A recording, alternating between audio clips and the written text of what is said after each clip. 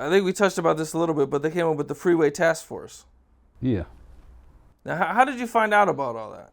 The first time I found out, it was I had a gardener named Tweety, and Tweety was like the drug dealer's gardener. You know, he did all of the big drug dealers, Tootie Rees, Little Willie. He did all their yards. You know, he's like, it's crazy, but he was the drug dealers. Okay. He was the drug dealers gardener. Just like right now, I'm getting ready to do a documentary on the drug dealer's girlfriend's hairstylist. She told me some stories a couple weeks ago. I was like, oh fuck, don't talk no more. Don't let nobody hear this shit. let me show you how to sell this shit. So he was the drug dealer's gardener. He did all the drug dealer's yards. Okay. And so one day, he was out doing the yard, and I came out, and he talked real funny. He was a country boy, and real squeaky voice. You see your house in the newspaper? And I was like, what? He was like, yeah, your house in the newspaper. They say they got you under surveillance. They put this shit in the newspaper, right? Yeah, yes. It was in the newspaper, right? And this guy was talking about he was gonna rob the house, but he saw the police watching it, and he figured that I was protected by the cops and all kind of crazy shit. And I'm like, what the fuck? I moved out that same second. The second he said that I moved, he showed me the article. I moved out the house. You know, we left everything there, just like left that motherfucker wide open. The way it was. Yeah. Okay. Yeah, so that's how I first found out about the freeway. No. I didn't know there was a freeway task force then. I just knew that the cops was watching me. I found out it was a freeway task force when I hired Frenchie. I hired a private investigator to follow the cops around, and because we knew the cops were dirty, they was planting drugs and you know beating people up, so we knew they were dirty. So what I did is I hired a private investigator, and he told me it was the freeway task force. Okay, so you hire this investigator, and what he follows the cops around everywhere they go? Yeah. Every time they raid a house, he'd be right there, and he interview all the witnesses, and he would go to jail and interview all the guys who went to jail, and I mean it was brilliant. Okay, and he what does he find out, that they're stealing money? Everything. He had all that. And we had a whole little book. I wish I could get that book right now. I mean, would be a great movie. So this is like some Rampart before. Rampart was the offshoot. Rampart was the ones who didn't get fired. They went to Rampart and started all over again. But it was 30. Oh, okay, so the ones that might have not got caught or got fired went to Rampart. That's crazy, because a lot of the dudes that didn't get caught at Rampart ended up in Rialto, where I'm from. We had a couple of them, but you know that's another. It's one now. Polak, I think he's a private investigator. He was the worst one. He was the one that represented the LA. He was like the head LAPD guy, and he's in San Diego now. Not as a police, but as a private investigator. We tried to get him on the documentary, but he wouldn't do it. Wouldn't do it. He wouldn't do it. He said all kind. They say he said all kind of racial slurs and fuck MF that. No way. Yeah, he did.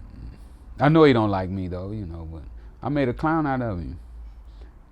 I made him start planting drugs and cost him his job and his pension. He had to get the houses up, all them houses they had bought with drug money. They had to get all that shit up. You know, like, fuck y'all. Y'all not gonna be cops and dope dealers at the same time. That shit don't fly here. So I put a stop to him. You caught him that bad. How many did you catch? 35 got suspended. I think 6 or 18 went to jail. Or got convicted. 18 went to jail? Or got convicted, yeah. They didn't get much time though. You know, a lot of the serious charges they let them off on, you know.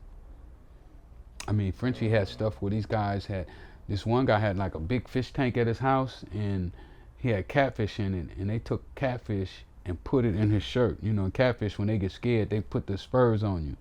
And they said the fish was spurring him, and it was crazy. Electrocuted a guy. They was ruthless, man. I mean, one of them was called Diablo. You know what Diablo mean? Mm-hmm. Yeah, his name was Diablo. The cop's name. That was the cop's name, Diablo. Wow. Sobo was called. He was the sergeant. He turned on them. You know, he testified against all of them. And they called him Diablo. So I showed you who they were. I'm gonna capture all this though in the TV series. You know, we're gonna start shooting the movie in January. You gonna do a movie or a 10-part? I'm gonna do series? a movie first because I want to break the box office. I want to have the all-time movie ever to be at a movie theater. So I'm gonna do that, and then after that I'm gonna come back with the TV series.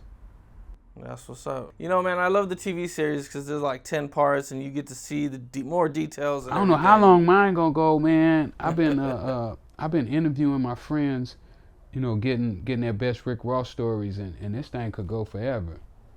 You know, because there's so many people that I came in contact with, and there's so many different stories that it's just, you know, the story's just gonna be jumping all around. But I think it's gonna be good. If people like the snowfall stuff, they gonna love mine. You know. Yeah.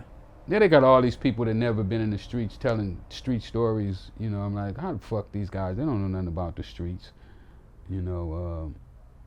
So it's gonna be a breath of fresh air to have a real street story finally come out. You know, where people gonna relate to it. Yeah, that's what's up. At any point, did anybody ever try any janky business with you? Oh, I got janked all the time. That's normal. Yeah, I mean, I done had so many things.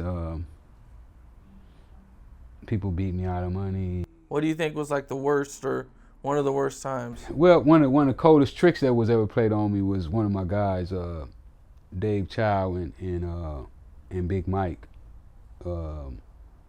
I thought we were like this, you know, like we was like brothers, you know, and man, we was right up the street. I was here on 112th and 119 in Figueroa, where I had a house there, and I was getting ready to go to St. Louis. I was just opening up in other states, and so I was getting ready to go to St. Louis because the money was crazy. You know, here a kilo was 27, and in St. Louis they were like 65. You know, like damn, ridiculous. So. My kilos had just landed in St. Louis. They was there, and how were you getting them to St. Louis? I had drivers. Drivers? No planes? Nah, I didn't have planes. You know, back then you could drive it in the car easy. Nobody was really checking. And then I would get guys like from Texas. Like I had cousins in Texas, country boys who clean records, never been in trouble, and I would just have them to come out, pick them up, and take them back. So this particular day, I was getting ready to go to St. Louis. I had my bags packed, and they pulled up, and they was like, man, I want to get 35. And they were my biggest customer, too. So I was like, oh, it's 35 right there in the car. Because I had 35 right in front of the house in the car. And they got them. Then they went back to my guys and told them we need 35.